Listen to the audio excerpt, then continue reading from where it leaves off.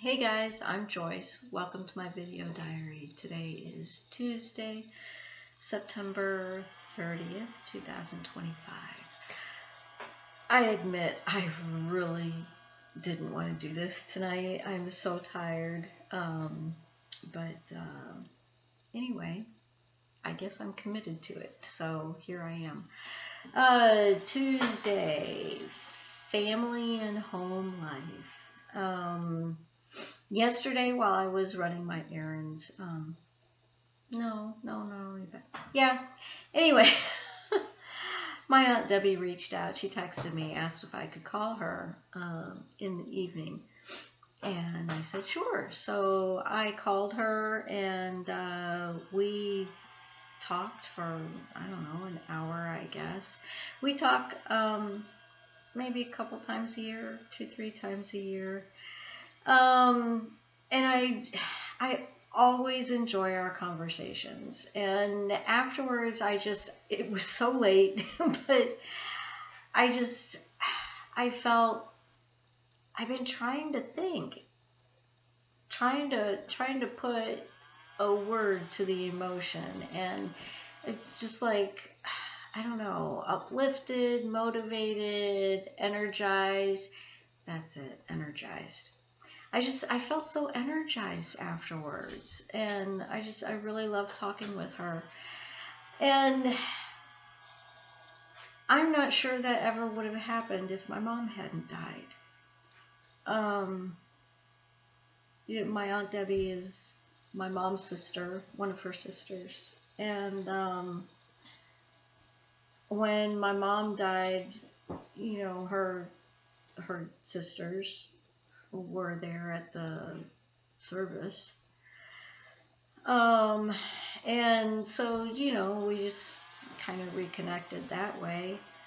And I don't know, both of my aunts are artistic, and my mom and I used to almost every year we would go on like some needlework retreat together. Um, excuse me, Mexican tonight.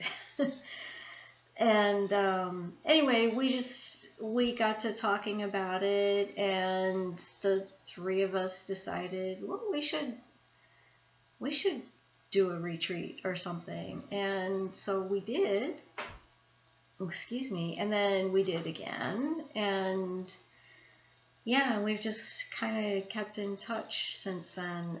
Before that, I think I saw my Aunt Debbie twice in my life. um, so I don't know. It's a strange thing to. I don't know. Sometimes good things come out of bad things. But so yeah, I've just been thinking about that a lot, and how I want to make a point of keeping in touch with my Aunt Debbie and friends too, but right on my mind is my Aunt Debbie.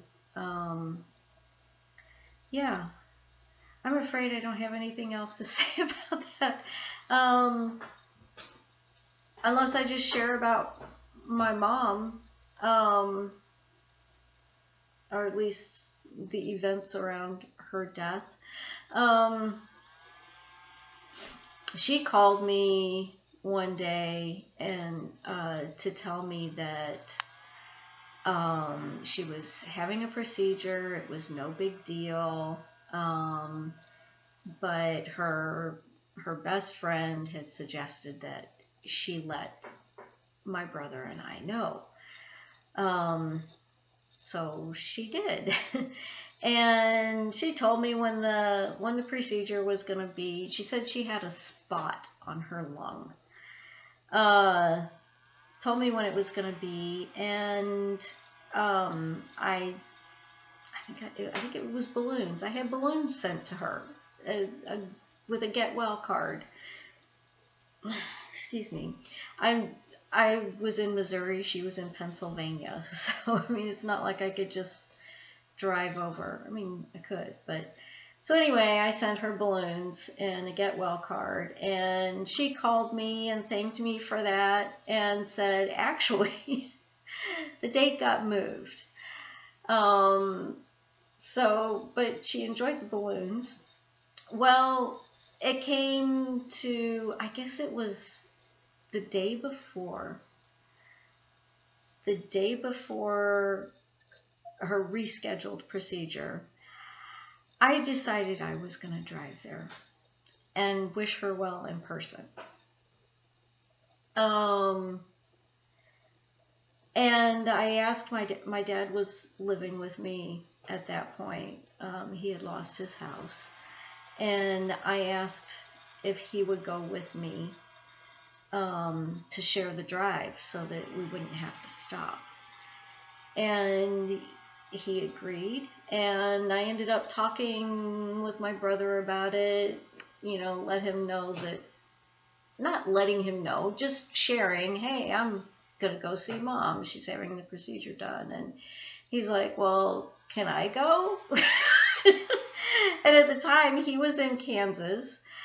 And I was like, sure, I'll drive up to 70 and meet me in, I don't know, I think it was in Wentzville or something. Anyway, we met on Highway 70, and he got in the car and off we drove to Pennsylvania.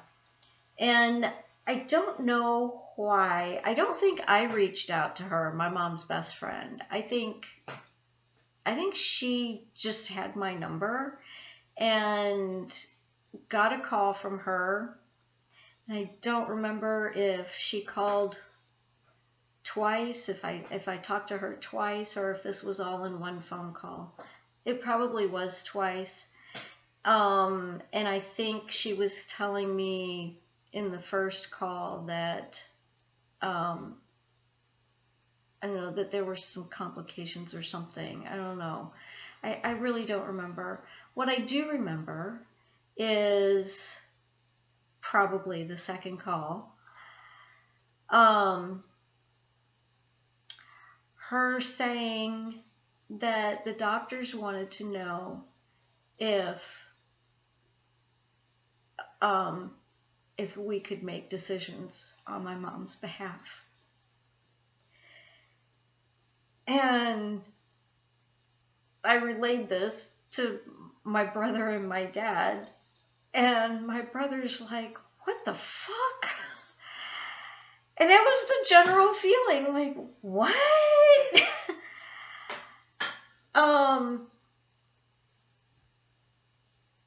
Anyway, we had to pull over for a little bit just to try to wrap our heads around this situation.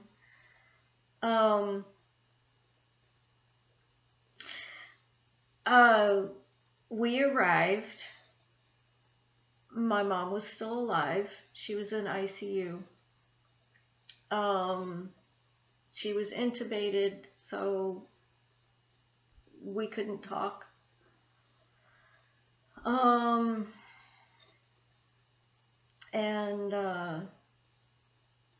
we couldn't have a conversation. We went in to visit with her.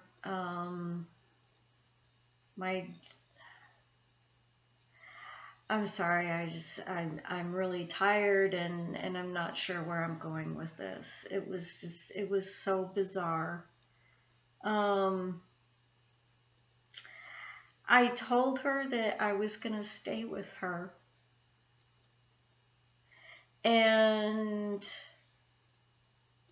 because they were still, I don't know, the doctor still didn't know quite what to do. She had come out of her surgery fine. I guess I skipped that part. She had come out of her surgery fine. The spot ended up being much larger than they expected, and they removed her entire right lung. I don't know if it had grown so much in between the time that this first came to their attention and the actual procedure, or if they just,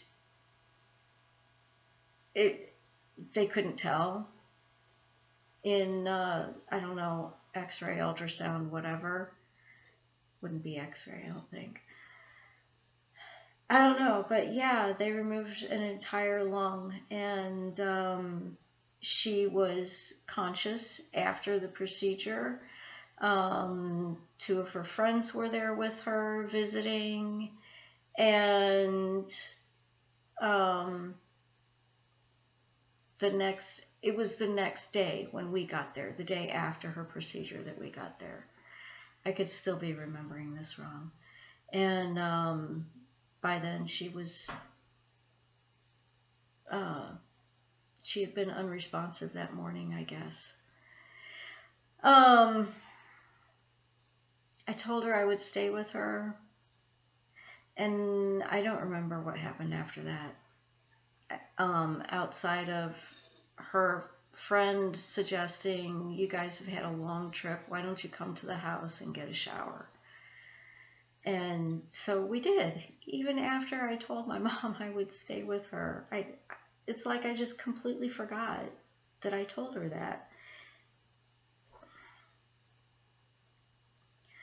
We pulled up to the house. We were all starting to get out of the car, and the hospital called and basically said, "Where are you?" We've performed CPR. It was at least 3 times. At least 3 times. And they wanted to know, should they continue? Well, we got back in the car and headed back to the hospital, and then we got another call as we were walking out of the garage. And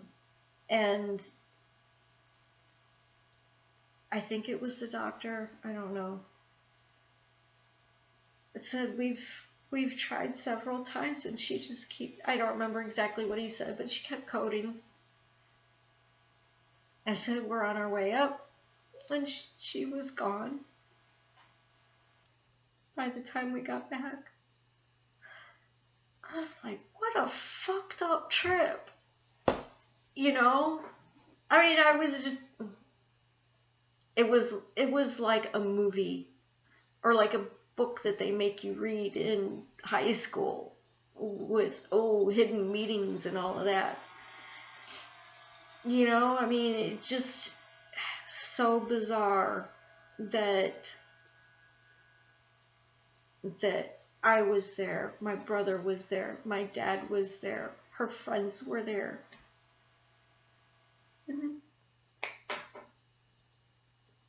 I mean, it was like it was orchestrated.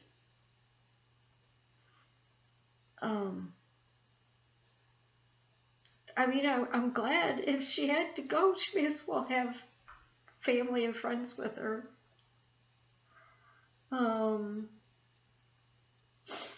Anyway, I guess that's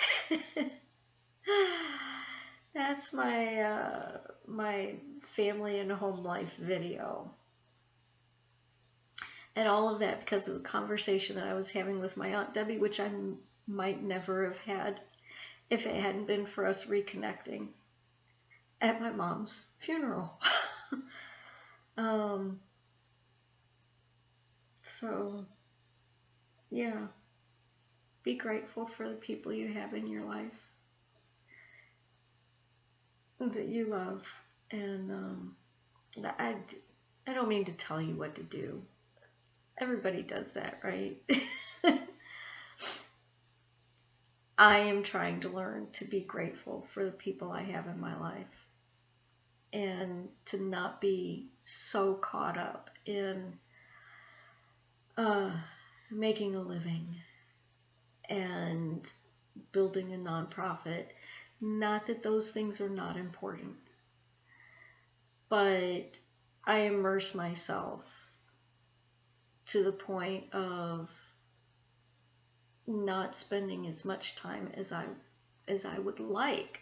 Not that I should, but as much time as I would like with the people who are important to me. And I don't know, this was just another opportunity to recommit to that. And I did text my Aunt Debbie after our conversation. I was like, because she had mentioned that, you know, we only talk a couple times a year, but we have good conversations. And anyway, I said I would really like to make it more often than that. And so that's what I'm going to do. I'm just going to put it on my calendar to talk to her at least once a month. So, all right, that's it. I've rambled on. I'm going to head to bed. I am so tired. And I will talk to you guys later. Good night.